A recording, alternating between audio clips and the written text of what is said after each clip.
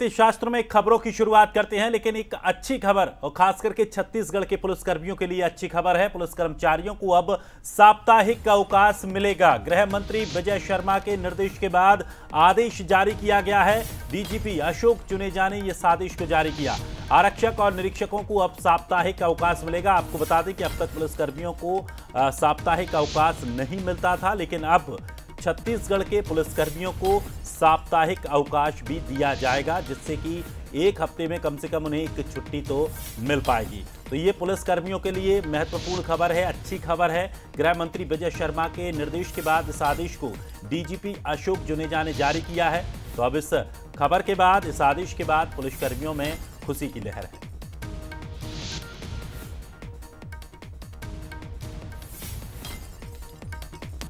और चलिए अधिक जानकारी के लिए हमारे साथ स्टेट हेड आदित्य नामदेव जी हमारे साथ जुड़ गए हैं। आदित्य जी, अब पुलिस कर्मियों को भी साप्ताहिक अवकाश छत्तीसगढ़ में मिलने वाला है, इस आदेश को भी जारी कर दिया है। कितना महत्वपूर्ण ये फैसला और पुलिस वालों के लिए कितनी महत्वपूर्ण ये खबर? देखिए, बेहद महत्वपूर्ण है और काफी लंबे समय से पुलिसकर्मी इसका इंतजार कर रहे थे। बड़ा फैसला है। पहली बैठक जब लिए थे डिप्टी सीएम विजय शर्मा, उस समय ही उन्होंने कहा था कि आरक्षक और प्रधान आरक्षक जो पुलिस विभाग में सबसे नीचे पद पे होते हैं वो मेरे साथी हैं। पुलिस विभाग की भी अपनी बहुत सारी तकलीफें हैं, जिन्हें ध्यान में रखते हुए साप्ताहिक अवकाश सुनिश्चित किया जाना है और वो हो चुका है। देखिए, थोड़ा सा इसमें दिक्कत ये आएगी कि आपको फोर्स भी और बढ़ानी पड़ेगी, क्योंकि पहले भी ये शुरू किया गया था, लेकिन कुछ दिन बाद इसे बंद करना पड़ा। क्योंकि देखिए, पुलिस में बल अभी काफी लंबे समय से भर्ती नहीं हो पाई है। नया बल जब आ जाएगा तो शायद और सुचारू रूप से चल पाएगा, लेकिन फिलहाल देखिए अभी रोस्टर प्रणाली अपनाई गई है, ताकि कम से कम एक शख्स को हफ्ते में एक दिन, एक साप्ताहिक अवकाश जरूर मिल पाए पुलिस कर्मियों को। आगे आने वाले समय में थोड़ा सा आपको संख्या बढ़ानी पड़ेगी, बल बढ़ानी पड़ेगी, तो और प्रॉपरली आगे एग्जीक्यूट हो पाएगा। फिलहाल ये आदेश जारी कर दिए गए। जी शुक्रिया आदित्य जी जानकारी के लिए। तो बड़ा महत्वपूर्ण ये फैसला लिया गया है और पुलिस कर्मचारियों के लिए अच्छी खबर है। पुलिस कर्मचारियों को अब साप्ताहिक अवकाश मिलेगा, जिससे कि लगातार ड्यूटी करने के बाद जो मानसिक तनाव है कम से कम उससे भी इस निर्देश के बाद, इस आदेश के बाद पुलिस कर्मियों को राहत मिलेगी। और चलिए आगे बढ़ते हुए बात अब लोकसभा चुनाव की तैयारियों की करते हैं। विधानसभा चुनाव के बाद अब लोकसभा चुनाव की तैयारियों में पार्टियां जुटी। देश की 29 लोकसभा क्षेत्रों को 7 क्लस्टर्स में बांटा गया है। पार्टी ने अपने उप मुख्यमंत्रियों, मंत्रियों समेत वरिष्ठ नेताओं को प्रभार सौंपा है, जो अपने अपने क्लस्टर की सीटों की जिम्मेदारी संभालेंगे। दिल्ली बीजेपी मुख्यालय में 8 घंटे से ज्यादा की बैठक चली, जिसमें देश भर के 350 से ज्यादा पदाधिकारी मौजूद रहे। इधर एमपी बीजेपी के दिग्गज भी बैठक में शामिल हुए थे, जिसमें नेताओं को जेपी नड्डा और अमित शाह ने पार्टी की केंद्रीय स्तर पर बनी रणनीति से अवगत कराया। तो क्लस्टर कल्चर बीजेपी अपना रही है। मध्य प्रदेश, छत्तीसगढ़, इन दोनों ही राज्यों में क्लस्टर बनाए गए हैं। देखिए, 29 लोकसभा क्षेत्र मध्य प्रदेश के, उसमें 7 क्लस्टर में से बांटा गया है। और रीवा शहडोल, जिसमें रीवा, सतना, सीधी, शहडोल इस क्लस्टर में से बांटा गया है। इसके साथ ही बात अगली लोकसभा सीट की करें, भोपाल, नर्मदापुरम, भोपाल, राजगढ़, विदिशा, बैतूल इसमें आएंगे। इंदौर की बात करें तो धार, इंदौर, खंडवा, खरगोन, रतलाम इस क्लस्टर में आएगा। जबलपुर की बात करें तो मंडला, बालाघाट, जबलपुर और छिंदवाड़ा। इस हिसाब से 7 क्लस्टर में इन 29 लोकसभा क्षेत्रों को बांटा गया है और उसकी जिम्मेदारी भी उस क्षेत्र के बड़े नेता को, एक बड़े चेहरे को सौंपी गई है।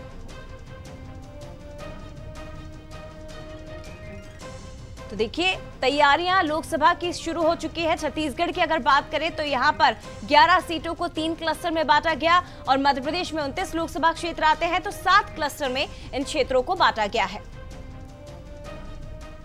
तो बीजेपी के क्लस्टर जो तैयार किए जा रहे हैं, उन क्लस्टरों में प्रभारी भी तैनात किए हैं, उन प्रभारियों को जिम्मेदारी दी है। चलिए ग्राफिक्स के जरिए आपको ये भी समझा देते हैं कि किस क्षेत्र को, किस क्लस्टर को कौन प्रभार करेगा। ग्वालियर चंबल, नरोत्तम मिश्रा को इस जिम्मेदारी दी गई है। इसके अलावा बात करें सागर को लेकर तो सागर में भूपेंद्र सिंह को ये बड़ी जिम्मेदारी सौंपी गई है। इसके अलावा बात करें जबलपुर की तो जबलपुर में प्रहलाद पटेल को ये जिम्मेदारी सौंपी है। इसके अलावा रीवा की बात करें, रीवा शहडोल, तो राजेंद्र शुक्ल यहां क्लस्टर के प्रभारी रहेंगे और पूरी जिम्मेदारी इनके ऊपर रहेगी। भोपाल नर्मदापुरम की जिम्मेदारी विश्वास सारंग संभालेंगे। इसके अलावा इंदौर कि कैलाश विजयवर्गीय के पास प्रभार रहेगा, तो उज्जैन की अगर बात करें तो जगदीश देवड़ा को यहां का प्रभार दिया गया है। और देखिए आपको ये भी बताते हैं कि क्लस्टर में मास्टर कौन है। ग्वालियर चंबल संभाग की अगर बात की जाए तो यहाँ के बड़े नेता नरोत्तम मिश्रा क्यों इन्हें जिम्मेदारी दी गई है। कद्दावर नेता है, इलाके में इनकी अच्छी पकड़ है। विधानसभा चुनाव में हार भले ही हो गई हो, लेकिन एक बड़ी भूमिका इन्होंने जरूर निभाई है और इलाके की नब्ज को ये बहुत अच्छे से समझते हैं, एक एक क्षेत्र को बहुत अच्छे से समझते हैं, इसीलिए ग्वालियर चंबल की जिम्मेदारी इन्हें सौंपी गई। बात बुंदेलखंड की हो, सागर की, तो भूपेंद्र सिंह बड़े नेताओं में से एक है बुंदेलखंड के। इसके साथ ही संगठन और सत्ता में बहुत अच्छी पकड़ इनकी मानी जाती है। मंत्री नहीं बनाए गए, लेकिन उसके बाद एक बड़ी जिम्मेदारी इन्हें लोकसभा चुनाव के लिहाज से सौंपी गई है। अगली बात अगर संस्कारधानी जबलपुर की करें, महाकौशल की, इस क्षेत्र से आने वाले एक बड़े नेताओं में इनकी गिनती होती है। पूरे इलाके में काफी मजबूत नेटवर्क इनका फैला हुआ है। ओबीसी वर्ग का एक बड़ा चेहरा, सबसे बड़ा चेहरा, जिन्हें एक बड़ी जिम्मेदारी दी गई है इस संभाग को साधने के लिए। बात अगर विंध्य की करें, रीवा शहडोल राजेंद्र शुक्ल के जिम्मे रहेगा। विंध्य में बीजेपी का सबसे बड़ा चेहरा है, उप मुख्यमंत्री हैं। विंध्य में बीजेपी के बड़े आधार के केंद्र इन्हें माना जाता है। और विधानसभा चुनाव में विंध्य की अगर बात की जाए तो पार्टी ने बहुत अच्छा प्रदर्शन किया, काफी सीटों में 2018 की अपेक्षा इजाफा भी हुआ है। ऐसे में यहां से इन्हें बड़ी जिम्मेदारी मिली। विश्वास सारंग को भोपाल नर्मदापुरम की जिम्मेदारी मिली है। राजधानी में बीजेपी का युवा और ऊर्जावान चेहरा वो माने जाते हैं। मध्य क्षेत्र के सबसे एक्टिव, सबसे सक्रिय नेताओं में एक है। जमीनी स्तर पर कार्यकर्ताओं से सीधा संपर्क इनका हमेशा रहता है। और इसके साथ ही कैलाश विजयवर्गीय, मालवा निमाड़ की बात करें, मालवा की बात करें तो बीजेपी का सबसे बड़ा चेहरा कैलाश विजयवर्गीय है। संगठन का काफी अनुभव इन्हें है, जबरदस्त अनुभव इन्हें, मतदाताओं से लेकर कार्यकर्ताओं में काफी लोकप्रिय है। और चलिए, ये तो वो चेहरे हैं जिसमें इनको जिम्मेदारियां सौंपी गई हैं और इनकी वजह भी इसके पीछे ये रही है कि नेताओं की जो पकड़ है वो अच्छी है, जमीनी स्तर पर पकड़ अच्छी है, लगातार संगठन में भी सक्रिय बने रहते हैं और यही वजह है कि इन्हें जिम्मेदारी सौंपी गई। चलिए अब इस पूरे प्लानिंग को थोड़ा सा और अच्छे से समझ लेते हैं। हमारे साथ एग्जीक्यूटिव एडिटर मनोज सैनी जी जुड़ गए हैं।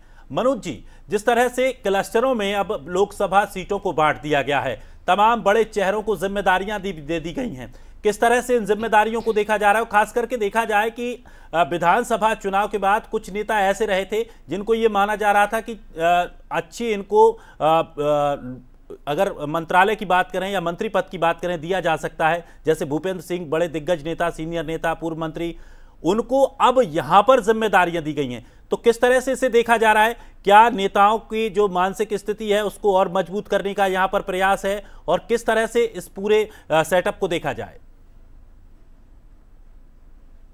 कारणों से होती है, जैसे डॉक्टर नरोत्तम मिश्रा यदि हारे हैं तो हार भले गए, लेकिन उनकी पकड़ तो बहुत मजबूत है, लगातार वो काम किए चंबल ग्वालियर पर, इसलिए उनको चंबल ग्वालियर की वो दी गई है जिम्मेदारी। भूपेंद्र सिंह एक ऐसे कद्दावर लीडर है जिनके पास संगठन और सत्ता दोनों का अनुभव है और बुंदेलखंड में वो खुद लोकसभा चुनाव लड़े हैं, विधानसभा के चुनाव लड़े हैं और जब कभी ऐसा मौका रहा तो इन लोग को जिम्मेदारी सौंपी गई, चाहे कैलाश जी हो, प्रहलाद पटेल हो। विश्वास सारंग को पहला बड़ा मौका मिला है, युवा नेता है। जगदीश देवड़ा के पास लंबा अनुभव है, लेकिन इन सबके पीछे मूल जो वजह है वो ये है कि अब भारतीय जनता पार्टी ये चाहती क्लस्टर के जरिए उन क्षेत्रों के जातिगत समीकरणों पर काम किया जाए, वहां किस तरह से विकास के काम हुए हैं ये तमाम सारे लीडर वहां के लीडरों को साथ पाएंगे तो उनके साथ मिलकर इस पर काम किया जाए। और 60% वोट शेयर इस बार करने का लक्ष्य रखा गया है, यानी पिछली बार जहां 2 लाख से जीत मिली है तो भारतीय जनता पार्टी ये चाहेगी कि जीत और अच्छी हो और जिन विधानसभाओं में कमजोर परफॉर्मेंस रहा है इसीलिए अलग अलग क्लस्टर बनाए गए हैं, तो ये सभी विधानसभा जो भी लोकसभा में जितनी विधानसभा आती है वो उस पर काम करेंगे। तो बहुत ही रणनीतिक तौर पर 60% से ज्यादा वोट शेयर हासिल करना, अलग अलग समीकरणों को साधना, केंद्र और राज्य की जो योजनाएं हैं उनको इन विधानसभा क्षेत्रों के जरिए लोकसभा को मजबूत करना, इसलिए इन लोग को जिम्मेदारी सौंपी गई। मकसद एक ही है कि 28 की जगह इस बार 29 लोकसभा जीतना और जो लोकसभा जीतना है उनको अच्छे मतों के साथ जीतकर एक बड़ा मैसेज ताकि 28 तक की तैयारियां की जा सके। दिनेश जी, शुक्रिया मनोज जी जानकारी के लिए। तो निश्चित तौर पर एक महत्वपूर्ण ये रणनीति बीजेपी की देखी जा रही है। बिल्कुल। और चलिए आगे बढ़ते हुए बात भोपाल की करते हैं, जहां बीजेपी का इलेक्शन मैनेजमेंट देखने को मिल रहा है। 31 जनवरी तक बीजेपी के चुनावी दफ्तर हर एक लोकसभा क्षेत्र में खोले जाएंगे। कुछ इस तरह से इलेक्शन का मैनेजमेंट बीजेपी करना चाह रही है कि हर एक लोकसभा सीट यानी कि मध्य प्रदेश की 29 लोकसभा सीटों पर चुनावी दफ्तर खोले जाए और चुनावी दफ्तर में एक क्लस्टर बनाया जाएगा। बड़े नेताओं के हाथ में क्लस्टर की मॉनिटरिंग होगी। प्रत्याशी चयन को लेकर रणनीति यहां से तैयार की जाएगी। चुनावी दफ्तर में रणनीतियां बनेगी और इसके साथ ही चुनाव का मैनेजमेंट भी किया जाएगा। तो मध्य प्रदेश और छत्तीसगढ़ इन दोनों ही राज्यों की खासतौर पर अगर बात करें तो जहां जहां पार्टी के कार्यालय नहीं है वहां पर चुनावी कार्यालय, वहां दफ्तर खोले जाए। और बात अगर मध्य प्रदेश की हो तो 29 सीटें यहां एमपी में लोकसभा की आती है। चुनावी दफ्तर में क्लस्टर बनाया जाएगा। बड़े नेताओं को इसकी मॉनिटरिंग का जिम्मा सौंपा जाएगा। तो ये बड़ी खबर है इस वक्त की। और देखिए लोकसभा चुनाव में इस बार बीजेपी 2019 की अगर बात करें, 2014 की हम बात करें, काफी अलग मैनेजमेंट अपना रही है, काफी अलग रणनीति के तहत आगे बढ़ रही है। क्लस्टर कल्चर आप देख रहे हैं कि बीजेपी इस बार अपना रही है। और खास बात इसके पीछे यह है कि 2019 में जिन सीटों पर हार का सामना करना पड़ा वहां पर फोकस करे। इसके साथ ही हर एक सीट पर चुनावी दफ्तर बनाए जाएं। बड़े नेताओं के हाथ में क्लस्टर की मॉनिटरिंग दी जाएगी। प्रत्याशी चयन को लेकर रणनीति तैयार होगी और चुनावी दफ्तर में ही इस रणनीति को तैयार किया जाएगा। तो ये कुछ इस तरह से एक प्रबंधन, एक मैनेजमेंट करने की कोशिश चुनाव के लिहाज से बीजेपी कर रही है। और ये तमाम जो चर्चा है वो दिल्ली में हुई बड़ी बैठक में हो चुकी है। तय हो चुका है कि इस बार लोकसभा चुनाव में आपको किस तरह से आगे बढ़ना है और क्या रणनीति हमें अपनानी होगी।